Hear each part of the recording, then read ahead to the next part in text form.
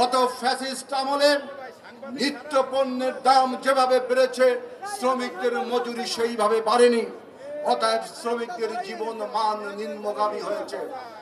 আমরা বিএনপি ঘোষণা করছে, যদি একটি সুষ্ঠু নির্বাচনের মাধ্যমে বিএনপি ক্ষমতায় আসে, নিত্য পণ্যের দাম নিয়ন্ত্রণে আমরা যেভাবে কাজ করব, একইভাবে শ্রমিকদের জীবন মান বৃদ্ধির জন্য তাদের ন্যায্য মজুরি বিএনপি প্রদান করবে বলে আশ্বাস রাখছে।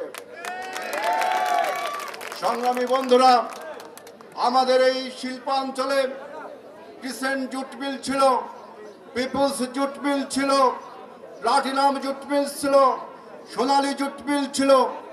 সমস্ত জুট মিলগুলোকে ডাকাতি করে আওয়ামী লীগ, ডাকাতি করে আওয়ামী সন্ত্রাসীরা বন্ধ করে দিয়েছে, আমাদের শ্রমিক ভাইদের জীবনকে বিপন্ন করেছে।